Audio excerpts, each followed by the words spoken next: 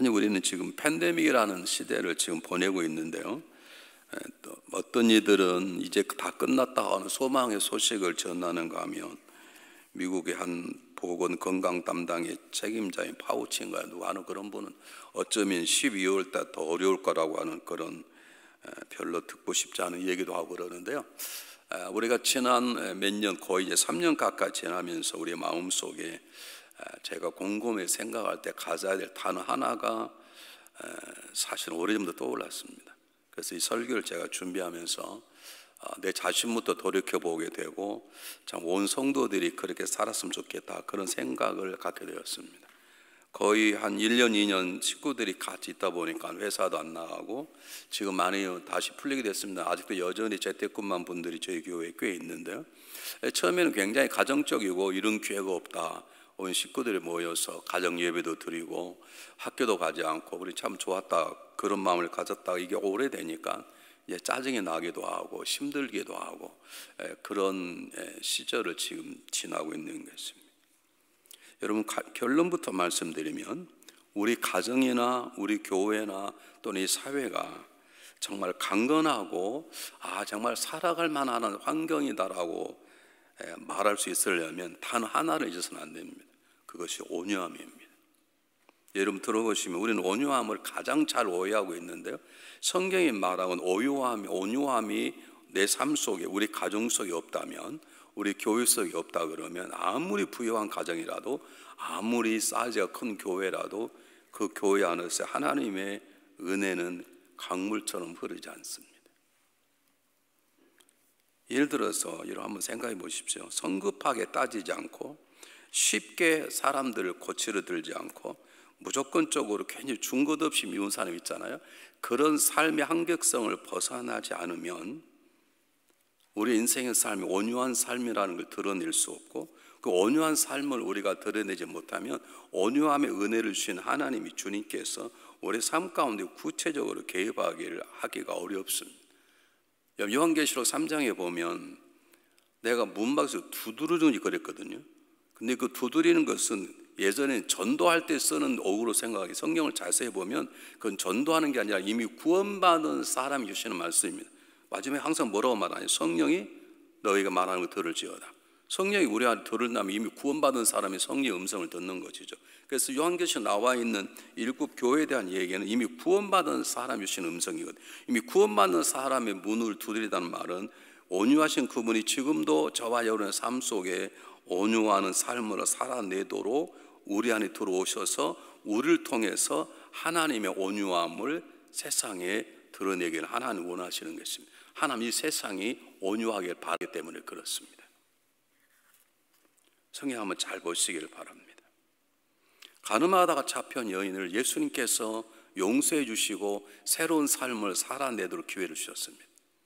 우리는 그것을 예수님의 사랑이라고 풀어내고 예수님의 은혜라고 풀어내지만 그 밑바닥에는 그를 대하는 예수님의 온유함입니다.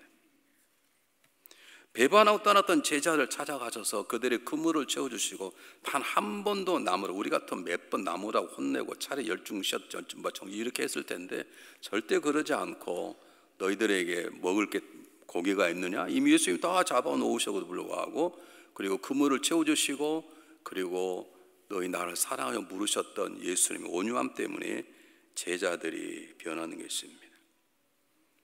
여러분, 우리 안에 정말 짜증나고 지금 믿음 생활도 제대로 할 수도 없고 오늘도 교회를 갈까 말까, 안 가도 문제가 안 되니까 뭐 말하면 그냥 온라인으로 봤다 그러면 되는 거니까 요즘 많이 나오죠. 수요예배 안 나와도 되고 금요일 안 나와도 누가 뭐 전화해서 요즘 왜 안 돼? 예전 같으면 제가 전화해서 나오십시오 그러는데 요즘 그럴 수도 없습니다. 뭐 온라인을 보고 있다는데 할 말이 없으니까 서로 또 건들기 힘드니까 가만히 있는 것이죠.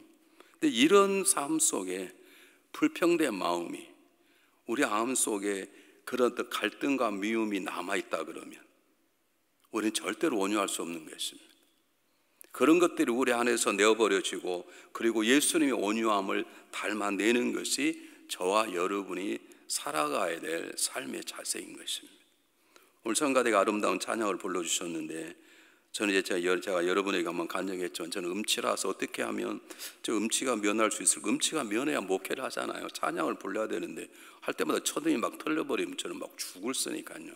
제가 성가대를 오래 했는데 참 재미있는 것은 우리 교회 성가대 지휘자처럼 온유한 분이 안 계십니다.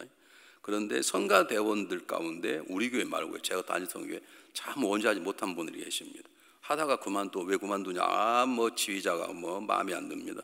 또 뭐라 그러면 뭐 소프라노 팀장이 마음에 안 듭니다. 몇 달 하다가 그만두고, 근데 교회에서 그만둔다고 뭐라고 하겠어? 어떻게 하겠어요? 다 그게 뭐가 부족하냐면 인내심이라고 말하지만 제가 이제 말씀드리고자 하는 온유함이 없어서 그렇습니다. 여러분 한번 잘 들어보십시오. 이 온유함이 이 세상을 바꾸는 명약입니다. 이 온유함이 나와 이웃과 하나님의 공동체를 변화시키는 강력한 힘인 것입니다. 자, 왜 그런가를 제가 지금 설명하겠습니다. 이 온유함의 의미가 무엇이냐면 우리가 가장 잘 못 이해하고 있는 것은 우리는 온유하다 그러면 유순하다, 부드럽다 그렇듯입니다. 그것은 우리가 말하는 일반 사전에 나오는 온유함입니다. 그런데 성경에서 말하는 온유함, 오늘 읽었던 온유함은 그런 뜻이 아닙니다. 누군가가 이 온유함을 이렇게 설명을 했어요. 자, 앞에 있는 4절부터 말하면, 더 정확히 말하면 팔복이 심령이 가난한 자부터 얘기돼. 심령이 가난해 애통할 수 있고요, 애통한 자가 되어야 온유함이 되는 거예요. 여러분, 심령이 가난하지 않으면 절대로 애통하지 않습니다. 남만 애통하다 그래. 저 사람 애통할 때 지가 애통해야 되는데 저 사람 애통해야 돼. 자기가 마음이 가난하지 않으니까 자기가 애통해야 되는데 애통하지 않으니 온유함의 마음이 찾아올 수 없는 거예요. 여러분, 심령이 가난해 애통하고 애통해야 온유함이 주어져. 어떤 사람이 말하기를 애통함은 하나님 앞에서 하나님 눈으로 자기를 바라볼 때 갖는 첫 번째 마음이다. 애통이란 하나님 앞에서 하나님의 눈으로 하나님의 마음으로 나를 바라볼 때 생기는 마음인 것이고, 온유함은 하나님 앞에서 하나님의 마음으로 세상 이웃을 바라볼 때 가지게 되는 마음이 온유함이다 그랬습니다.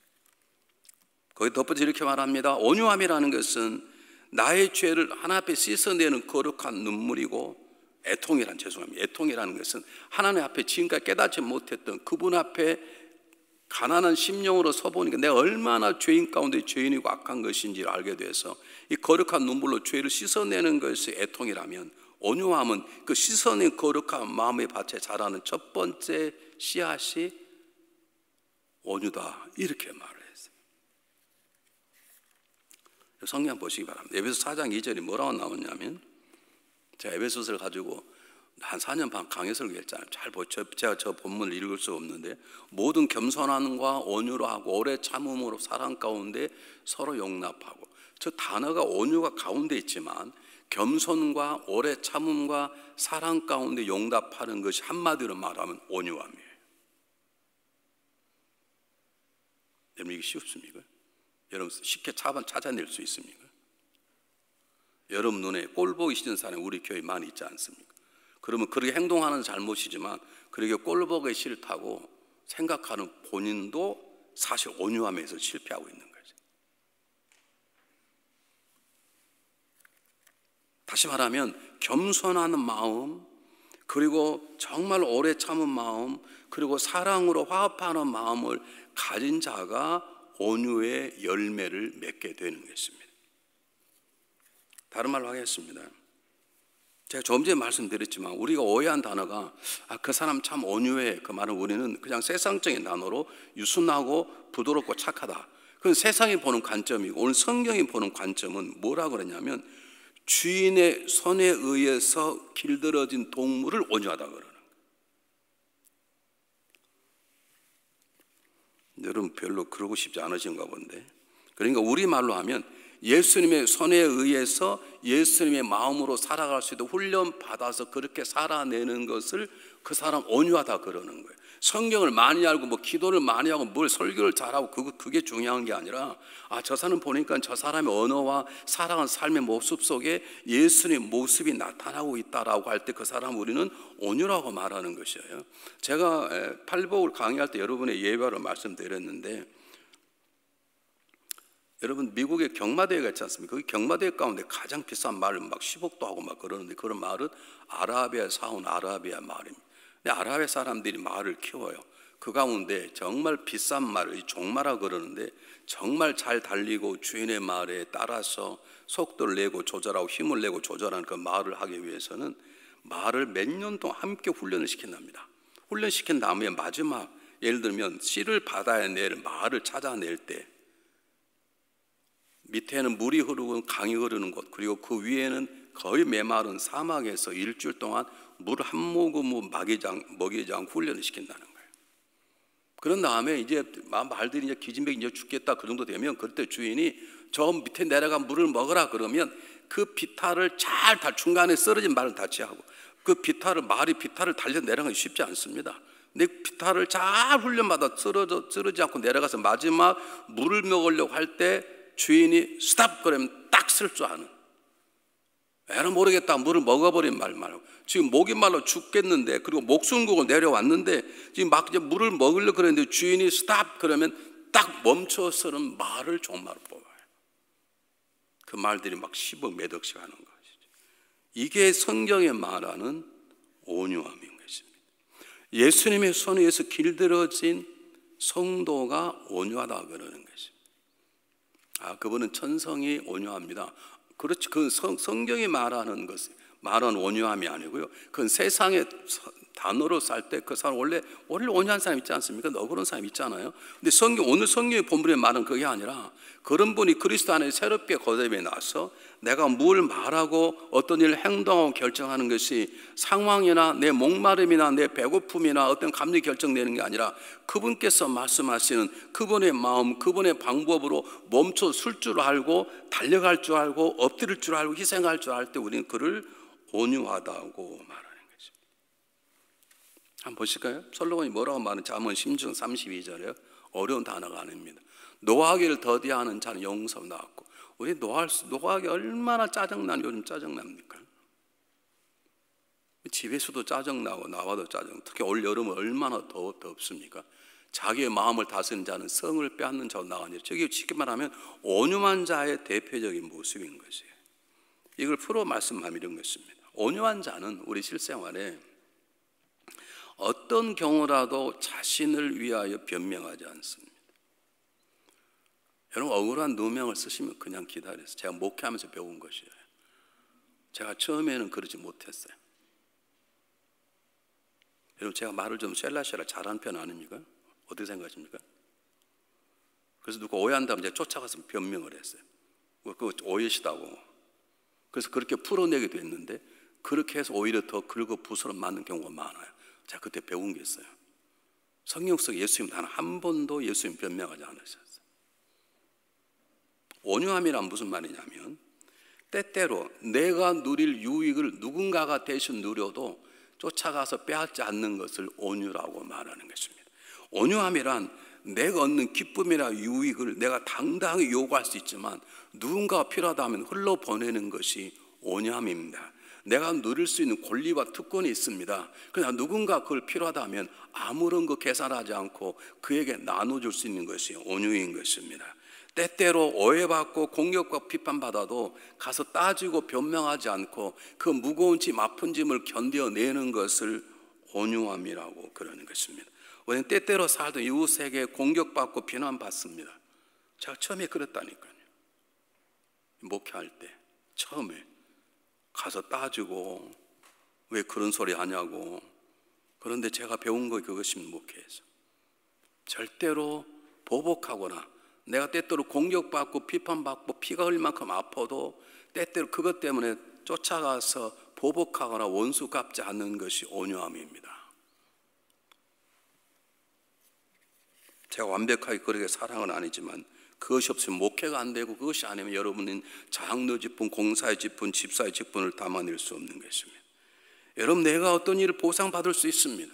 정당한 보상을 받을 수 있습니다. 법적으로 계산하면 그 사람이 나에게 얼마든지 배상할 만한 정당한, 남이 변하는 게 아니라 당연히 그렇게 해야 될 정당한 보상을 받을 만한 자리에서도 보상을 받지 않고 그를 그대로 인정해 주는 것, 그것을 성경에서 말하는 온유함이라 그러는 거예요. 여러분, 십자가에 달리시면서 단 한 마디도 저주하지 않으시고 불평하지 않으시고 누구 때문이라고 따지지 않으셨던 예수님 마음, 그게 온유함인 것입니다. 오해하지 마십시오. 온유함이란 마음속에 있는데 약해서 따지지 못하는 게 온유함이 아닙니다. 할수 내가 연약하고 내가 부족하기 때문에 기죽어 사는 것이 온유함이 아닙니다. 저분은 한마디 어려운데 말도 안 해? 그것이 내가 이겨내는 거룩함이 아니라, 강력한 절제가 아니라, 성령이 주시는 다스림이 아니라, 겁이 많고 했다가 문제가 있을까 봐 그저 참아내는 피곤한 연약함을 온유라고 말하지 않습니다. 온유함은 거룩한 강함이고 절제된 강함인 것입니다. 다시 말하면 주님의 손에 의해서 잘 훈련된 마음, 그것이 온유인데, 여러분 한 번쯤 생각해 보십시오. 나는 정말 온유한 자인가? 남이 나를 볼 때 온유한 자라고 생각할 수 있는가? 내가 여러분에게 여러 번 얘기한 적이 있는데요, 여러 사람이 모여가지고 막 분위기가 좋아서 예배 끝나고 식사하면서 막 지지배배, 막 이건 지지배배 아니 자기 뭐라고 아이가 막 재미 그러잖아요. 우리 애들 모이면 막 자기들끼리 막 신나가지고 막 쫑알쫑알쫑알 그래. 근데 누가 딱 오면 조용하잖아요. 그 사람이 온유한 자인가요? 무서운 자인가요? 여러분 누구십니까? 막 떠들고 오게만 하면 조용히 해. 저 사람은 들어가면 골치 아파.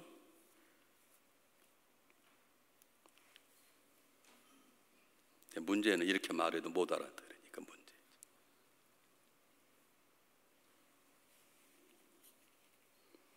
여러분 온유한 사람 어떻게 사는 줄 아십니까? 성경에는 온유한 자의 삶을 정확하게 드러냅니다. 아브라함이 자기 조카 롯과 함께 땅을 전하는데, 한쪽 땅은 기름진 땅이고 물이 흐르고 아름다운 옹토가 있고 한쪽은 거친 사막인데, 아브라함이 자기 조카에게 너가 먼저 택하라. 철없는 조카가 삼촌이 먼저 이래야 되는데요, 그냥 딱 기름이 흐르는 땅, 보기 좋은 땅을 딱 택해버렸네, 소돔과 고모라를. 아브라함이 한마디 이런 싸가지 그런 말하지 않고 잘했다. 그리고 거친 사막으로 그런 땅을 찾아야 했어요. 이것이 온유함이에요. 감사해요. 정말 중요한 꼭 저렇게 누가 사인을 해주세요. 여러분 이건 정말로 여러분 그럴 수 있습니까? 우린 또 참 내가 배발했다고 세상에 저 자식을 내가 데리고 다니면서 이렇게 먹어놨더니 어떻게 조카가 그렇게 말하면 아이고 삼촌 먼저 택하 이럴 줄 알았더니 지가 넙떡 그래?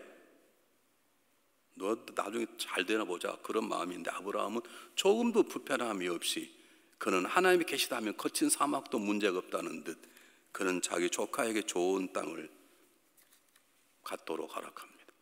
우린 요셉의 온유함을 압니다. 형들에게 물론 철이 없고 형들을 좀 속상했지만 그렇다고 어떻게 죽여버리려고 그러고 어떻게 노예로 팔아버립니까? 형이라고 부를 수 없는 존재들인데, 요셉은 13년이라는 기가 막힌 세월을 통해서 그는 하나님 앞에 온유함의 복을 누리게 되었어요. 그 형들을 눈물로 용서하고 형들을 받아들이지 않습니까? 이것이 우리가 배워야 될 온유함입니다. 보디발 아내 유혹 때문에 감옥에 죽게 되었는데도 불구하고 그가 구살생 목숨을 거둬 하나님의 은혜로 높지 않았을 때, 성경은 그가 보디발 아내를 찾아 목을 쳤다고 복수했다고 말하지 않습니다. 그게 온유함의 모습인 것입니다. 여러분 다윗 보십시오. 자기를 주일에 사울 왕을 2번씩 살려줍니다. 더 살려준 것까지 이해할 수 있는데, 사울 왕이 죽었다고 듣자 이제 편하구나 그러지 않고 사울 왕이 죽었다는 소리 앞에 그는 통곡하며 웁니다. 압살롬이 쿠테를 일으켰습니다. 신발도 치지 못하고 도망갔던 다윗이 압살롬의 죽음의 소리를 듣자 그는 통곡하며 웁니다. 이게 온유한 마음이 없이는 애통할 수 없는 것입니다. 다윗 보십시오. 사울 왕만 용서해 주었습니까? 그의 손자인 무비보셋을 살려내고 같은 식탁에 식사를 같이 할 만큼 다윗은 온유한 마음에 놀라운 인생인 것입니다. 돌에 맞아 죽으면서도 그래서 복을 빌었던 스데반의 마음이 온유함인 것이고, 매를 맞고 사울 바울이 몇 번 죽을 고비를 넘기도록 그렇게 괴롭혔던 동족을 위해서 로마서 9장의 사도 바울은 저들이 구원만 받는다면 내가 오히려 지옥가 좋겠다고 고백하는 사도 바울의 마음이 온유한 마음인 것입니다. 여러분 그러나 제가 오늘 시간 여러분이 강조하는 것은 그대로 온유함보다 진정으로 귀한 온유함은 누구의 온유함입니까? 예수 그리스도의 온유함입니다. 주님이 뻔뻔하게 말씀하십니다. 나는 온유하고 겸손한 내게 와서 배우라. 뭘 배웁니까? 온유함과 겸손한 마음을 배우라는 거예요. 예수님이 자신 있게 말합니다. 왜 이렇게 말합니까? 수고하고 무거운 짐들 내게 와라. 내 마음 온유하고 겸손하니. 그 수고하고 무거운 짐들 이 세상 속에서 너희가 당당하고 자유하게 살아갈 수 있으려면 병들지 않고 질투하지 않고 미워하지 않고 진정으로 세상을 갖는 자처럼 살아가려면 내게 와서 나의 온유함과 겸손을 배우라고 그러시는 거예요. 여러분, 예수님은 말씀처럼 정말로 온유하셨습니다. 예수님은 그렇게 수많은 사람 배척을 당하셔도 예수님이 그들을 배척하지 않았습니다. 수많은 사람 와서 은혜를 받고 다 또 뿔뿔 흩어져 자기의 삶을 잘해가도 예수님은 그들을 향해서 저주하지 않으셨습니다. 예수님은 제자들을 품고 3년 동안 계셨음에도 불구하고 제자들이 버리고 다 도망쳤을 때 실망하거나 낭망했다고 말하지 않고 오히려 그들을 찾아가서 빈 그물을 채워주시고 사랑한다고 고백하고 놀라운 사명을 주시는 온유한 자의 마음이 있습니다. 예수님은 버림받아 십자가에 부끄럽고 고통스러운 죽음을 죽으셨지만 예수님은 복수하지 않으셨습니다. 예수님 만물의 주님이면서도 한 번도 내가 만왕의 왕이다 나에게 잘하봐라 말씀하지 않고 오히려 제자의 발을 씻겨주시는 종으로의 삶을 살아내셨습니다. 우리는 그것을 예수님의 온유함이라고 말하는 것이고, 그 온유함이 저와 여러분의 삶을 통해서 첫 번째는 가정 속에서, 두 번째는 교회 속에, 세 번째 이런 훈련을 통해서 세상 속에 그리스도의 온유함을 나타내야 될 거룩한 사명이 저와 여러분에게 있는 것입니다. 제가 이 교회 지금 33년, 내년까지 33년째 있는데요, 지금도 예전보다는 많이 좋았는데 지금도 목사님 그분 좀 오라 그래서 뭐라 그러십시오. 왜요? 그분 지금도 이리저리 욕하고 사람 비난하고 다닙니다. 그런 분이 계세요. 그럼 제가 오라 그래서 뭐라 그러면 저는 그 순간에 온유한 자가 깨지는 거예요. 이렇게 설교만 통해서 하는 거지. 근데 못 알아들으면 할 수 없고, 이렇게 쳐다보고 해도 몰라. 이미 다 봐버려. 누군지 모르지. 왜 그렇게 남 얘기하고 비난하고 그러셔요? 연약한 자가 있으면 비난함 받은 사람, 우리가 그 자리에 채워서 그 사람이 비난받는 자리에 벗어날 수 있도록 도와주도록 내 눈에 보이게 하는 거예요. 다른 사람이 못 보는 다른 사람의 약점이 보이면 그 약점이 보였다고 나는 봤어라고 이리이리 떠드는 게 아니라 남 몰래 찾아 그분의 약점을 메꿔달라고 하나님 내 눈에 보이게 하는 거. 어떤 사람은 안 보여요.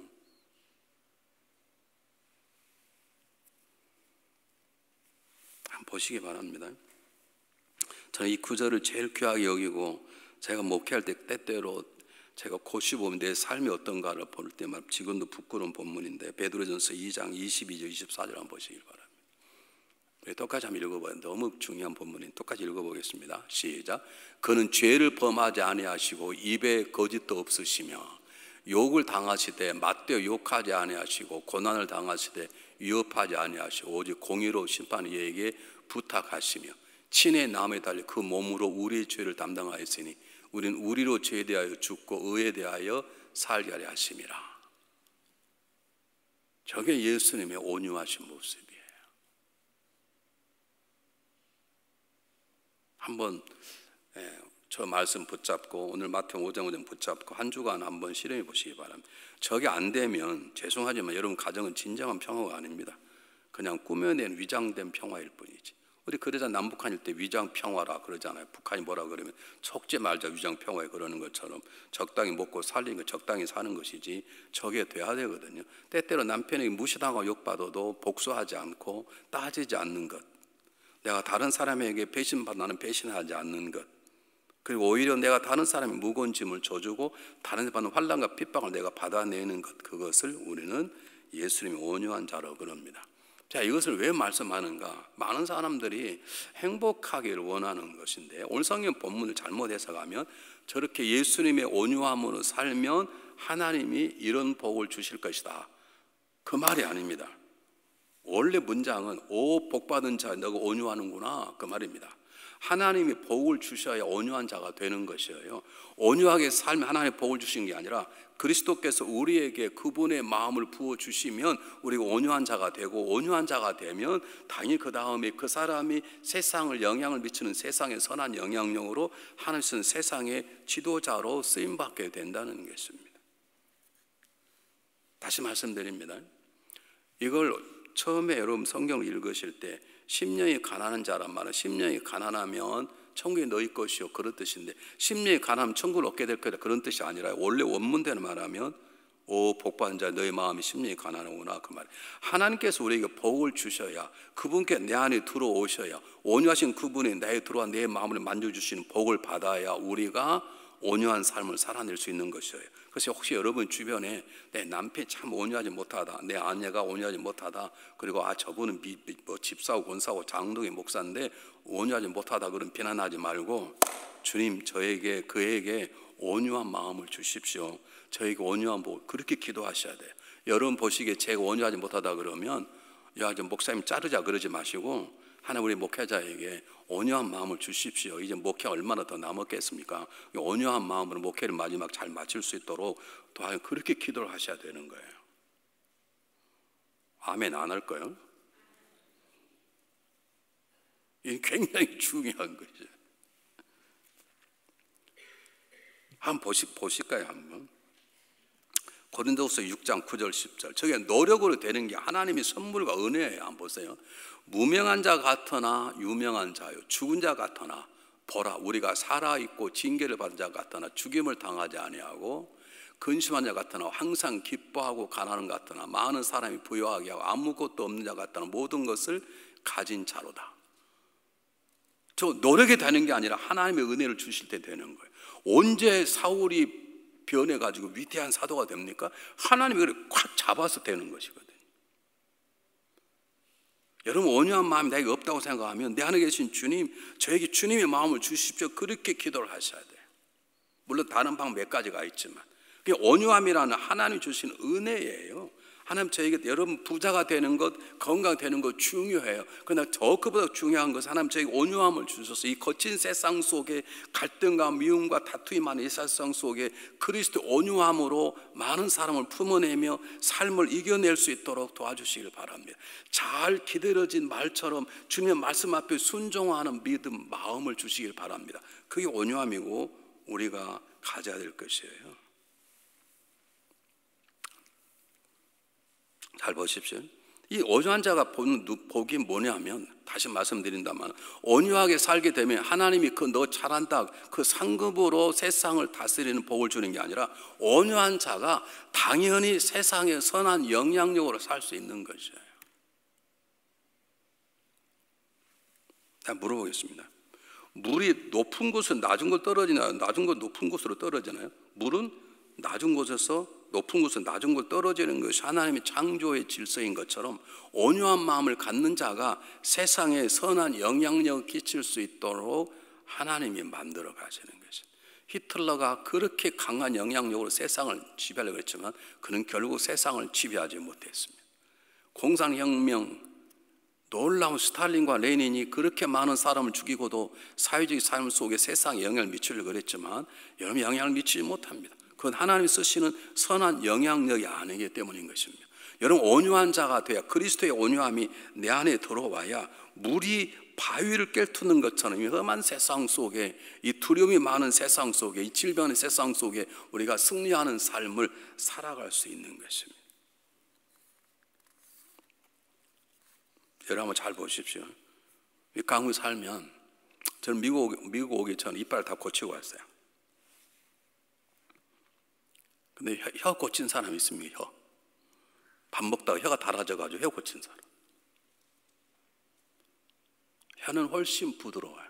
이는 훨씬 단단하고, 그런데 부드러운 혀가 훨씬 오래가요.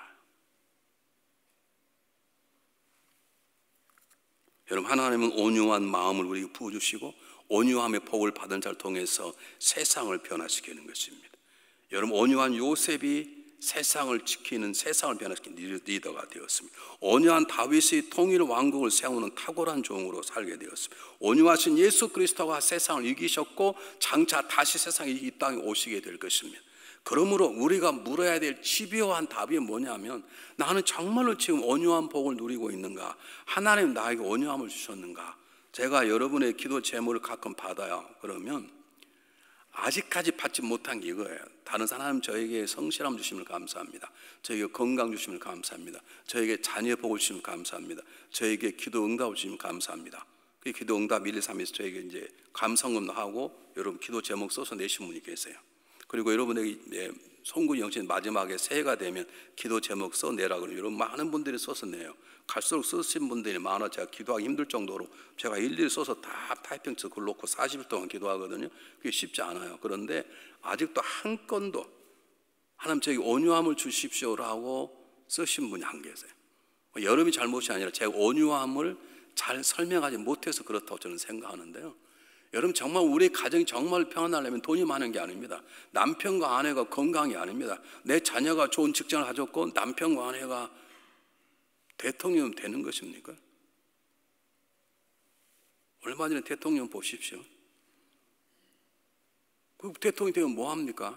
그 온유하지 못한 마음을 가진 절제가 안 된 마음을 가지니까 이 문제 일으켜가지고 막 청문회하고 얼마나 망신 나갔습니까? 한번 잘 보십시오 여러분 우리 주변에 정말 무엇이 진정한 행복인 것인가, 무엇이 정말 나를 평화롭게 하고 무엇이 나를 사람답게 살게 하는 삶인가. 그것은 온유함입니다. 하나님의 말씀에서 다스린 절제한 능력이 내 안에 없으면 우리는 절대로 아름다운 남편, 아름다운 아내, 그리고 아름다운 집사원사, 장로, 목회자로의 삶을 살아낼 수 없는 것이에요. 자, 여러분이 가끔씩 얘기하잖아요. 이런 하나님 주시는 절제함으로 자기 자신을 다루지 못할 때, 어제 우리 목사님 설교가 주님의 종으로 살라 그 말이 절제하는 말이, 절제를 못하니까 전부 다 잔머리 굴리네요. 어떻게 살아낼까? 조만을 잔머리 굴리지 마십시오. 인생은 잔머리 굴리는 게 아닙니다. 우리는 그분의 음성에 따라서 순종하고 살아가는 것입니다. 예수 그리스도가 우리의 왕으로 자리에 자정했다면 우리는 그분의 음성 앞에 순종하는 것이죠. 근데 우리는 팬데믹을 보내면서 많이 무너져 버렸어요. 많이 무너졌어요. 그래서 예배도 취소 선택해. 내가 선택하는 그분께서 원하는 자리에 앉아야 되고 그분께서 원하는 해야 되는데 이제 적당히. 그래도 뭐 문제가 되지 않은 시대가 돼버렸고, 우리 지금 집회하시는 김명삼 목사님 교회에는 온라인 목회자가 따로 있습니다. 아예 그게 등록을 안 해요. 근데 온라인으로 이분이 워낙 설교를 잘하시잖아요. 굉장히 훌륭한 분이시니까 저보다 나이는 11살 어린데 나보다 더 나이가 많이 먹게 보이잖아요. 제가 복인지 그분이 복인지 모르겠는데 저보다 나이가 11살 많아요. 제가 더 많다고요. 그래도 그분이 제 형님처럼 보이잖아요. 네. 제가 복인지 그분이 복인지는 잘 모르겠습니다. 두 분이 볼 다 받았겠죠. 근데 그분이 보통 목회를 하는 게 아니에요. 근데 그분이 설교를 워낙 잘하니까 많은 분이 설교를 들어요. 그러면 그런 분만 따로 모아서 한 달에 한 번 모여서 토요일 오후에 예배를 드리는 목회자가 있어요. 그리고 은혜 받고 각자 교회로 다 가서 교회를 잘 섬기라는 것이지. 어쨌든 탁월하게 하세요. 근데 그분이 그렇게 하게 된 이유가 뭐냐면, 여러분 이번에 설교들 알지만 저도 몸이 빌빌거리는 사람입니다만 그분은 저보다 더 많은, 그는 외국 유학 집회 갔다가 그냥 심장이 멈춰버려가지고 거기서 바이패스하고 살아난 분이시고 지금도 바이패스 했죠. 공황장애 항상 약 들고 다니시죠. 근데 그분은 하나님 앞에 온전히 매달릴 수밖에 없는 상황을 저도 마찬가지지만 그분 앞에 온유하려고 생각하고 그 온유함으로 교회 안 오신 분들까지 끝까지 품어내려고 하는 마음을 가지고, 여성 자기 아내들은 다 교회에 들어오는데 남성들은 믿음이 없어요. 자동차는 담배 피워 앉았는 거야. 그러니까 교회에다가 기견실을 만들자. 그래서 난리가 났습니다. 무슨 교회는 기견실을 만드냐. 밖에서 담배 피지 말고 차라리 교회 안에 들어와서 담배를 피시오. 그리고 거기다가 텔레비전을 놓아서 설교를 듣게 만드는 거예요. 그 담배 피다가 설교 듣다가 그분이 다 담배 끊고 교회에 들어와서 집사, 권사, 장로 되신 분이 많거든요. 여러분 생각해 보십시오. 그게 온유함입니다.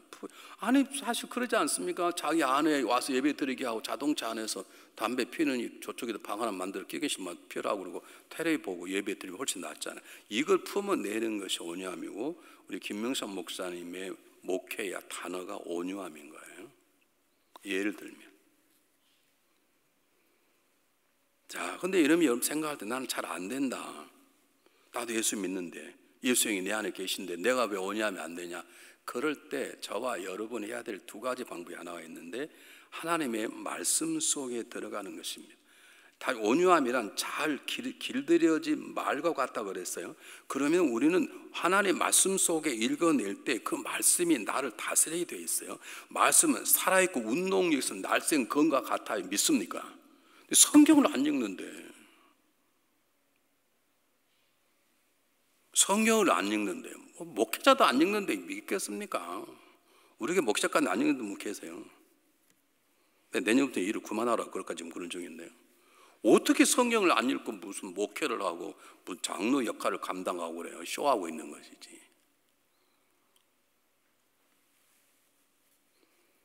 여러분, 온유함을 나타내려면 어떤 상황 속에서도 하나님 된 마음을 잃어버리지 않으려면, 어떤 억울한 일을 당하여도 그분의 마음을 드러내려면 말씀으로 훈련을 받아야 되는 거예요. 말씀으로 훈련을 받아야 되는데, 훈련 받으면 말씀을 배워야 되고 말씀 속에 들어가야 되고 말씀으로 가르침을 받아야 되는 거예요. 1:1 성경 공부를 해야 되고, 죄송해요, 말씀으로 훈련을 받아야 돼. 그럼 1:1 양육해야 되고, 출애굽 배우고 레위기도 배우고, 그 다음에 마도 와이즈도 하고 뭐 유니게도 하고 해서 말씀을 담아내고 훈련하는 걸 받아내야 어떤 상황 속에서도 주님의 마음을 드러내게 되는, 몸에 배는 훈련을 받게 되는 것이에요.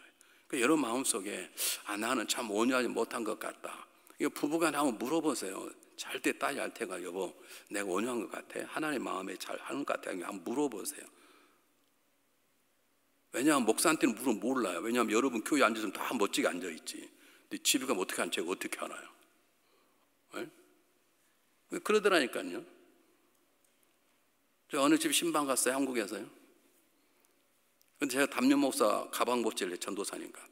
근데 목사님이 안경을 벗어놓고 왔어. 어르신들은 안경 수성열 입고 설교할 때 안경 벗어놓고 왔어. 그래서 내가 벗어달라, 제가 갔다 오겠다 막 뛰어가서 가져오는데 그 집 꼬맹이가요, 이 새끼 또 왔네? 그러는 거예요. 그 집은 뻔해요. 두 부부가 집사한테 앉아가지고 목사 새끼 그랬겠지. 목사 새끼 설교도 길게 한다고 그랬겠지. 교회 오면 목사님 다 그러죠. 제가 여러분을 보고 몰라. 그러니까 부부간에 싸움 안 하기를 하고, 여보 내가 그냥 부드럽고 오주는 거 말고, 나를 잘 대하는 거 말고 하나님의 손에 의해서 길러진 것 같아? 한번 물어보세요. 아니라면 말씀 속에 들어가요. 말씀이 뭐라고는 읽어내고 그 말씀이 내 살이 되고 피가 되도록 말씀 속에 들어가야 돼요.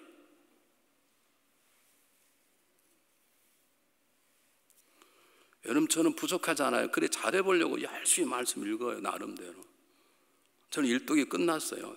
지금 계속 신약을 다시 읽고 자랑하려고 그러는 게 아니고요. 여러분 정말 말씀 속에 들어가 말씀이 나를 다듬어내지 않아야 하면 주님의 손에 길들여진 훌륭한 하나님의 종이 될 수 없어요. 우리 결심 가지고 노력 가지고는 되지 않아요. 기도만 가지고 절대 되지 않아요. 말씀이 내 안에 들어와서 나를 녹여내야 되고 끄집어내야 되고, 하나님 다음 마음과 다른 것들을 제거하는 역사가 없이는 안 되는 거예요. 말씀 속에 들어가 온유함이 빚어지는 거, 온유함이 없다고 생각하시는 분들은 그 더 중요한 것은 성령의 충만함을 기도하셔야 돼요. 저에게 성령의 충만함을 주십시오. 성령의 충만함이란 그리스도의 마음이 내 마음을 완전히 붙잡는 거예요. 한번 성령 보실까요, 여러분? 갈라디아서 5장 22절 말씀. 우리 성령의 열매라는 건데 한번 잘 보십시오. 똑같이 읽습니다. 시작. 오직 성령의 열매는 사랑과 희락과 화평과 오래 참음과 양성과 충성과 온유와 절제니, 사랑과 희락과 화평과 오래 참음과 자비와 용성, 충성과 온유와 절제니, 한마디로 말하면 참아내는 것입니다. 온유한 마음을 가지고 사랑하고, 온유한 마음이 없이는 여러분 화평할 수 없고, 온유한 마음이 서로 기쁨을 나눌 수 없고, 온유한 마음 없이는 절대로 자비할 수 없습니다. 성령의 역사가 있도록 성령의 충만을 달라고 은사하고 뭐 병고 주기, 우린 거기에 빠져있는, 그것보다 중요한 것은 내 안에 성령의, 내 언어가, 내 생각이, 내 삶의 방법이 성령의 역사하시는 열매와 같아질 때 우리는 온유하는 삶을 살아내게 되는 것입니다. 누군가 이런 말을 했습니다. 사람은 두 방향으로 걷게 되어 있다. 한 방향은 걸어갈수록 딱딱한 삶을 살아가고, 한 방향은 걸어갈수록 부드러운 삶을 살아간다. 만약 자기가 걸어간 길이 딱딱한 길이라면 돌이켜야 한다. 딱딱한 가지에는 싹이 나지 않는다.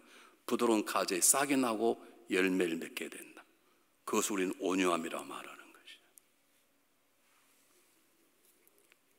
제가 좋아하는 존 메가더 목사님이 이런 말씀을 했습니다. 담같이 말할 수 있는 온유한 자가 되어야 된다. 나는 나를 위해서는 아무런 변명이나 변호를 하지 않겠다. 그러나 주를 위해서는 입을 열고 주를 위해서는 그를 증거하고 그를 위해서는 죽을 수도 있다. 이게 진정한 온유한 자의 모습이라는 것이죠. 온유한 자는 철들지 자기 자신을 내려놓은 자이고, 온유한 자는 그리스도에 대한 사랑으로 가득 채워진 자가 온유한 삶을 살아내는 복받는 자인 것입니다. 오늘 일주일 동안 한번 영적인 고민해 보시기 바랍니다. 나는 정말 온유한 자인가? 온유한 복을 누렸는가? 나를 통해서 그리스도의 온유함이 내 가정 안에, 교회 안에, 세상 흘러가고 있는가? 아니라면 금식하고 때로 말씀 속에 들어가 저희 온유함을 주십시오.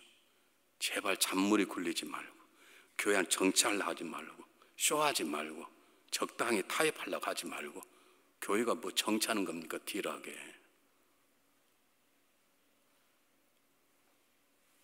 우린 지금 어떻게 살아가고 있습니까? 한 번쯤 일주일 내내 나는 정말 온유한 자인가 한번 고민해보고 기도해보는 귀한 시간들을 가지시기